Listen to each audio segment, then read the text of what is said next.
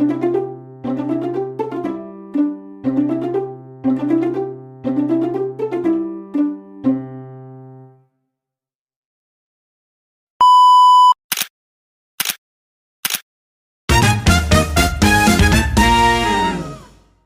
Niko, Oke. bully dalam keluarga itu ada nggak sih, Pak? Wih, agak serem ya. Bayangin di keluarga bisa dibully pemirsa Ya, asik. karena Jadi kan kalau kita ini membahas mungkin kontroversi ya, dan bilang, oh ya, baperan, oh ini, tapi ternyata lingkup keluarga itu penting gini nih, Pak, untuk betul, betul. kita bisa menjalani hari-hari, waktu-waktu yang ada gitu kan. Nah, bully dalam keluarga nih ada nggak nih, Pak?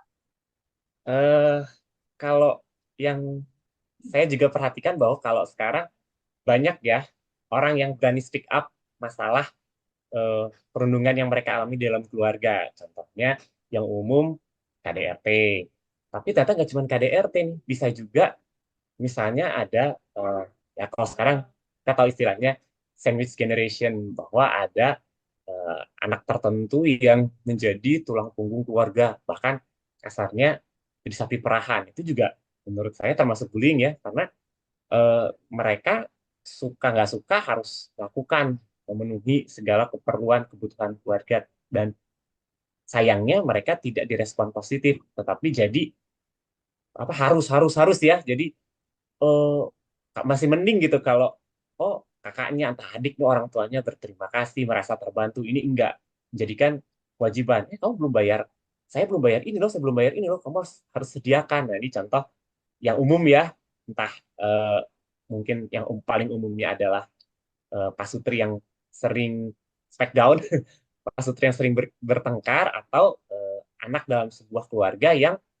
harus menerima dia menjadi tulang punggung keluarga itu, tapi tidak mendapatkan perlakuan yang baik dari keluarga yang dia hidupi. Itu mungkin contoh yang lagi kekiniannya nih kami. Ya, jadi ternyata bener ada ya, Pak Niko Iya, ya. Nah, Bullying itu nggak pandang bulu ya, entah itu di sekolah, entah itu di pergaulan sehari-hari masyarakat, ya, dimanapun, termasuk di keluarga ya, di keluarga itu bisa terjadi ya. Jadi ini merupakan karena ini merupakan masalah serius ya di keluarga ya, dan sudah sering terjadi ya di keluarga. Jadi itu ya jawabannya ya. Jadi apa namanya? Itu tetap ada di keluarga ada ya. Mungkin boleh saya kasih contohnya atau bagaimana? boleh kalau boleh ada kalau pengalaman, misalnya. Pak. Jadi apa? Boleh Kenapa ya terjadi kalau ada bisa terjadi pengalaman ya? dan mau berbagi. Kenapa bisa terjadi itu di bullying di keluarga ya? Jadi mungkin yang pertama itu boleh saya katakan apa namanya cara orang tua mengasuh ya, cara orang tua mengasuh anak-anak ya. Kadang-kadang mungkin karena terlalu terlalu dini menikah punya anak, ya, kemudian cara ngasuhnya nggak bisa ya. Jadi ini kadang-kadang pola pola asuhnya yang tidak konsisten lah ya. Bahkan kekerasan dapat menciptakan lingkungan yang memungkinkan terjadi bullying ya. Jadi apa namanya kadang-kadang antara orang tua ini membanding-bandingkan antara satu dan yang lain anak-anaknya ya. Mungkin anaknya saking banyaknya ya, sampai mungkin ada 5, ini zaman dulu ya, mungkin zaman dulu banyak ya, ada 5 sampai 8 sampai 10 ya. Kalau sekarang mungkin hanya 2 mungkin ya. Nah ini kalau meskipun cuma 2 ini kadang-kadang juga masih dibanding-bandingkan di itu ya. Perbandingan ini yang si yang ragil atau yang apa yang nomor satu yang difavoritkan, yang paling dispesialkan ya, sehingga salah satu di anak itu merasakan kok saya seperti ini ya hidupnya ya, sehingga nah si apa saudaranya ini karena dia merasa difavoritkan, nah dia bisa menjadi pelaku nih, pelaku bullying kepada adiknya ini ya, karena merasa di nomor satukan ya. Nah si nomor yang dua yang ini yang nggak diperhatikan sama orang tuanya merasakan apa namanya rendah diri lah ya, rendah diri ya, seolah-olah dia nggak berguna loh di keluarga yang seperti itu ya. Jadi dan juga mungkin tadi yang dikatakan oleh Pak Niko juga ya Bang Niko, bahwa Mm-mm.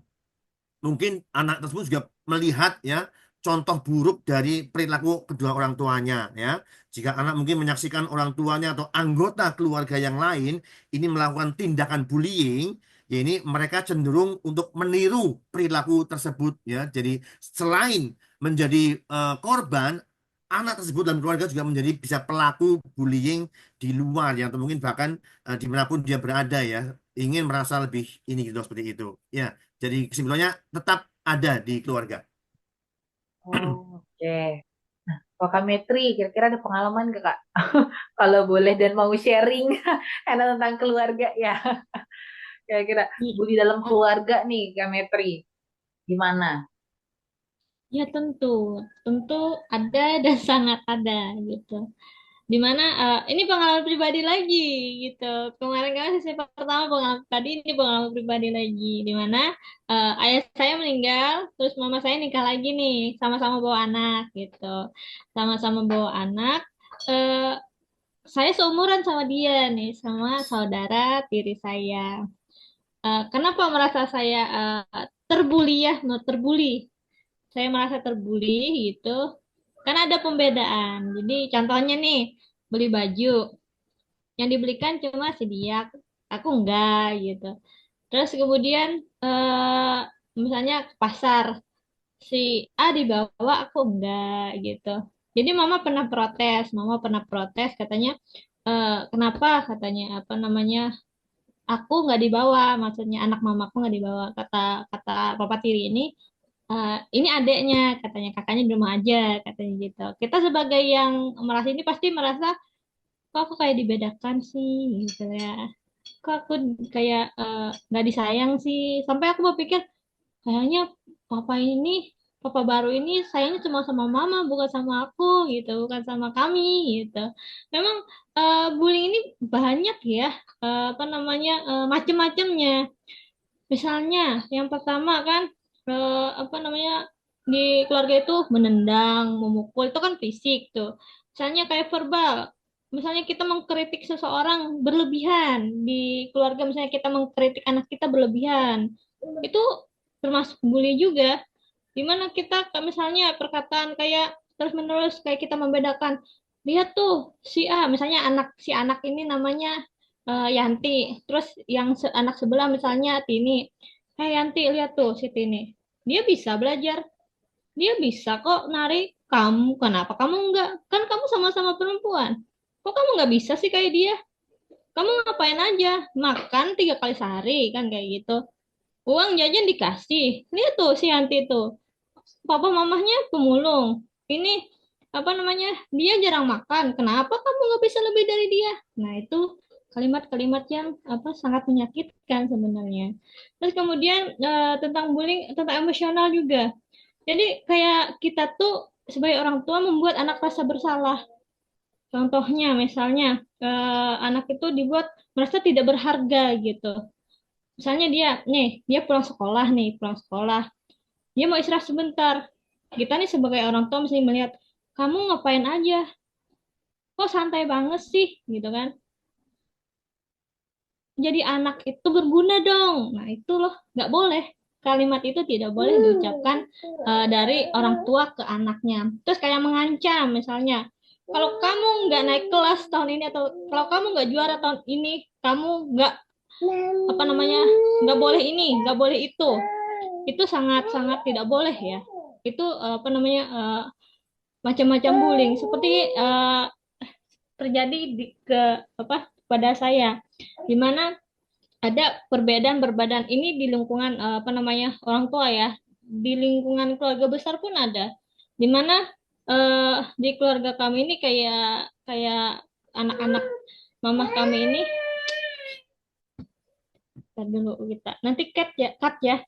Iya, iya, iya, iya. Iya, Aman-aman Kak Metri. iya, Kayak iya. normal aja gitu Kak Metri berjalan.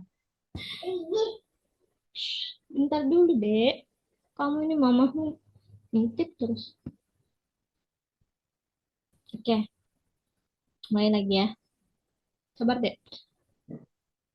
Nah, tidak hanya di keluarga kecil aja, di keluarga besar pun seperti Pak Tegas, seperti Bang Niko katakan terjadi gitu loh.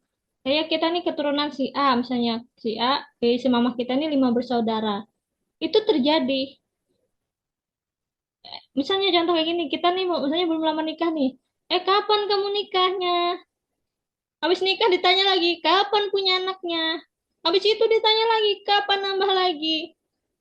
Kan gitu kan yang terjadi. Itu termasuk bullying juga. Harusnya eh, terus berdoa ya. Benar terus usaha. Jalan Tuhan pasti yang terbaik untuk kalian. Itu kan kata-kata motivasi, kata-kata kalimat yang membangun. Ini ditanya kapan nikahnya, kapan punya anaknya. Kita sebagai yang merasa berusaha gitu ya. Itu bikin down juga. Itu Kak Wita. Oh iya, thank you, Kak Triwa. Jadi ternyata bully atau perundungan itu bukan seringkali kan dikaitkannya nih tadi ya dengan lingkungan sekolah ya. Tapi faktanya perundungan ini, bully ini juga ada terjadi dalam lingkungan keluarga. Nah, di sini ternyata di dalam lingkungan keluarga ini ya bentuk-bentuk perundungan ini yaitu ya bully verbal kayak tadi kata-kata kasar, hinaan atau kritik terus-menerus ya. Dan juga ada bully secara fisik ya tadi kan KDRT, kekerasan fisik, memukul, menampar dan lain sebagainya, tindak-tindakan agresif.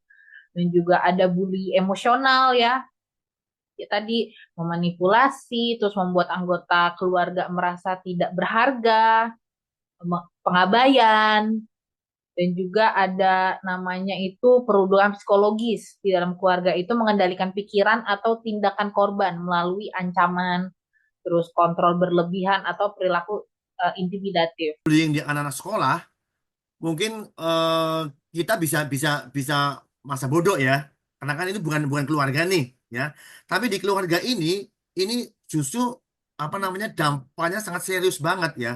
Seperti tadi kita bilang, ini dampaknya bisa jangka panjang ya, karena kan keluarga orang sedarah loh ya, satu berdarah darah. Ini yang namanya bullying ini kan otomatis akan terjadi konflik kan. Nah, konflik yang berkepanjangan ya, dan itu bisa jangka panjang. Sampai seberapa lama nih mereka bisa apa namanya konflik ini terjadi ya. Nah, ini jadi sangat serius banget dibanding dengan bullying yang terjadi di luar keluarga ya. Tadi saya bilang bahwa kalau di luar keluarga kita ah, nggak apa-apa deh masa bodoh ya, kan dia bukan aku bisa aja begitu itu kan, bisa seperti itu ya. Tapi kalau di keluarga ini kita pertalian darah loh keluarga. Nah, apakah dengan konflik yang berkepanjangan ini bisa terjadi nanti putus hubungan toh? Yang putus hubungan, yang berdanda kita bisa bisa nggak mau lagi apa dengan kakak kita atau mungkin orang tua kita seperti itu ya. Jadi jangan sampai ya. Jadi itu mungkin dampak yang paling serius menurut saya kalau di keluarga ya. Jangan sampai satu apa hubungan keluarga kita putus ya gara-gara yang satu apa apa namanya merendahkan yang lain ya, seperti itu jangan sampai ya. Jadi itu menurut saya lebih serius dibanding dengan dampak yang kemarin yang sudah kita bahas yaitu bullying di apa anak-anak sekolahan di itu ya. Ya saya kira seperti itu ya.